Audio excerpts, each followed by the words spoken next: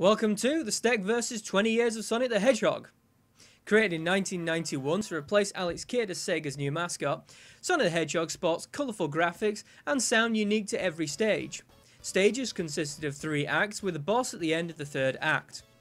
Players run from left to right, picking up rings, which serve to allow access to the bonus stage at the ends of both Act 1 and 2, as long as you have 50 and manage to jump through the large spinning ring. Bonus stages consist of a spinning maze in which you make your way to the centre to gain a Chaos Emerald. There are 3 types of power-ups in the game, all attained by jumping on TVs with a relevant picture. Sneakers allow Sonic to run faster and increase the tempo of the music. Stars allow for a short invulnerability and have their own theme music. The Bub allows for a one-shot shield. The 2 non-power-up TVs give a 10 gold ring bonus and an extra life. Well, that's all the relevant stuff out of the way. Let's go play some Sonic. And this is it, Sonic the Hedgehog 1. So, what I'm going to do is, I am only going to play through a short bit of the game. It's only going to be the first 3 levels, which will be, hopefully, including the bonus stage, but that's all whether I manage to get enough rings or not. And I'd really like to talk about it, to be honest. Well, I suppose I might as well start at the beginning. When I was a child, well, the Mega Drive was the first console I ever got. And the first game I ever got for it was Sonic the Hedgehog 1. This would be my copy of Sonic the Hedgehog 1. And, well, to be honest, even to this day, I still kind of enjoy Sonic. It's hard not to, really. The honest truth is that, you know, even if I keep playing RPGs until the end of time, I'll still enjoy a good old platformer.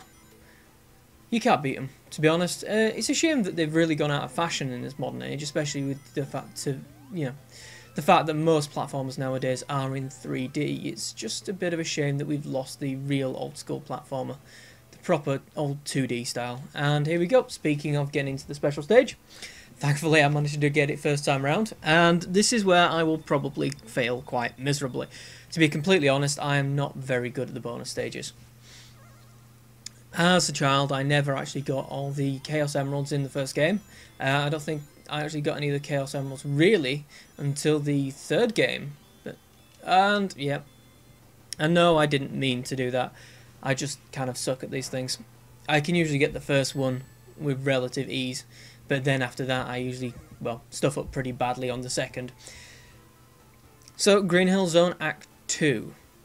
I might as well talk about the actual game itself, I suppose, while I'm doing this. A bit about the graphical style. Well, to be honest, you know, I really do like Sonic the Hedgehog's graphic style.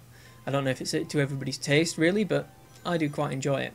See, the thing is, you know, it's nice and it's bright. It was for the day. It was quite a good game. I know a lot of games nowadays, they can all be quite brown and grey and dirgy. I mean, I've been playing Hunted, the Demon's Forge recently, and that is very, very grey. But, you know, it's not to say that the real thing about any game, it's not the graphics, it's not the sound.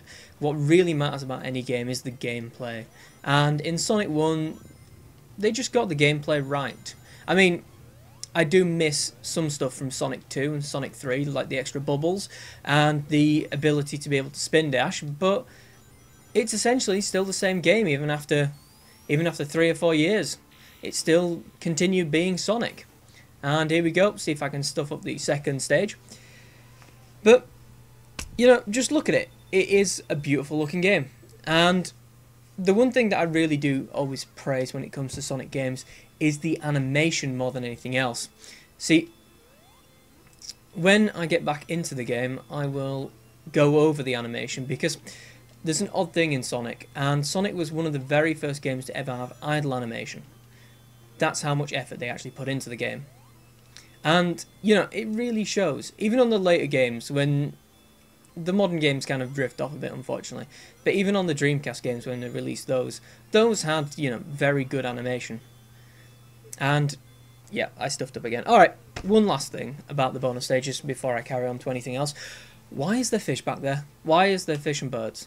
I still, to this day, cannot decide why Sega would put those back there, but apparently they did. And, yeah, so, idle animations.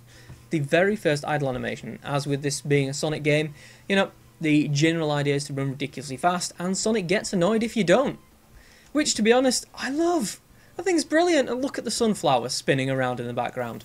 Even the water is actually animated, and it just shows a care and attention to detail, really, that you don't often get in games nowadays. There is a lot of games that just kind of coast through, really. They don't really put too much effort in sometimes.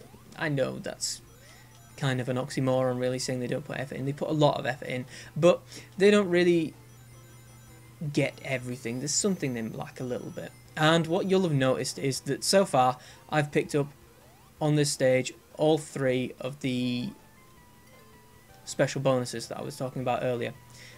First being the Supersonic, the bubble that I'm using now, and I just picked up, unfortunately you couldn't see the TV because it was hidden, but I picked up the Super Sneakers. The Super Sneakers that, to be honest, again, one of those nice little touches from Sonic, allow you not only to run ridiculously fast, but also speed up the music at the same time. It just adds a little something extra, to be honest. And let's see if I can get to this boss stage without dying, to be honest. It will be a miracle. I have had a little bit of practice at Sonic recently because I've been playing it for these videos and seeing if I can get a little better each time. And to be completely honest, the first time I actually played this was after quite a few years of not playing a proper Sonic game. Well, proper 2D Sonic game, to be completely honest.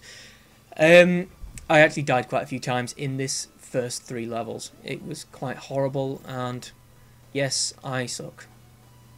I can't really say anything besides that.